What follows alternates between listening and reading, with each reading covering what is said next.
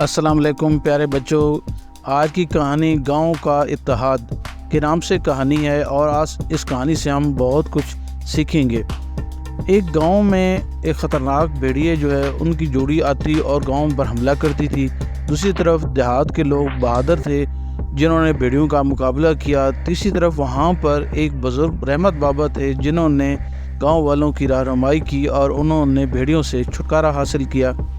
अब कहानी शुरू होती है कि एक खूबसूरत गांव जो पहाड़ों के दामन में बसा हुआ था। गांव के लोग मेहनती और अमन पसंद थे, लेकिन उनकी ज़िंदगी में एक खौफनाक ख़तरा मंडला रहा था। यानी वो ख़तरा क्या था? भेड़ियों की सूरत में वो ख़तरा उनके सर पर मंडला रहा था। पहाड़ों से एक भेड़ियों की जोड़ी अक्सर गांव पर हमला करती थी, उनके मवेशियों को मार देती और लोगों को ज़ख्मी कर देती। अब ये बात गांव वालों के लिए बड़ी परेशानी का बायस थी। एक दिन गांव वालों ने फैसला किया कि अब वो मज़ीद ये जुल्म बर्दाश्त नहीं करेंगे।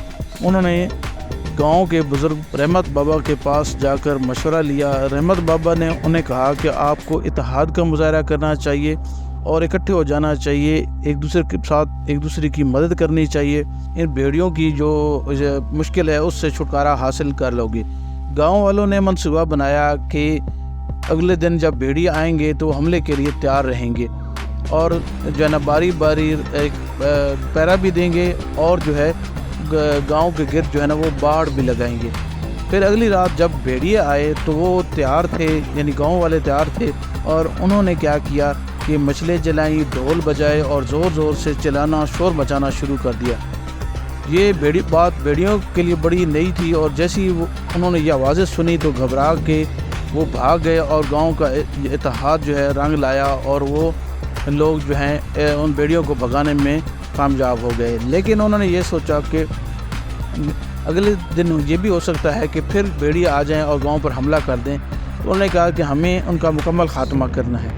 अब उन्होंने रहमत बाबा से मशवरा लिया। रहमत बाबा ने उन्हें कहा कि आप लोगों को एक जाल बनाना चाहिए और उनको फंसाना चाहिए। फिर उन्होंने जाल बनाया और अपने जानवर जो है ना उन वहाँ पर छोड़ दिए बाहर, ताकि वो उस लालच में आकर भाग कर आएँ और उन पर हमला करें। आगे जाल लगा हुआ जिसमें वो फंस जाएंगे। तो इसी तरह से हुआ कि भेड़िए जाल में फंस गए और भेड़िए जब जाल के अंदर फंसे तो उनके लिए एक बड़ी मुसीबत का बायस थी, क्योंकि वो इधर उधर जो है ना फिर रहे थे और चिल्ला रहे थे और बिल्कुल फिर आखिर में थक हार के बैठ गए और उन्होंने बैठकर जो है ना अपनी मखसूस आवाज़ें निकालना शुरू कर दी। गाँव के इत्तेहाद ने उन्हें एक बड़ी मुसीबत से छुटकारा हासिल करने में कामयाबी दिलाई। बच्चों, हमने ये आज सीखा कि इत्तेहाद में बड़ी बरकत है। शुक्रिया।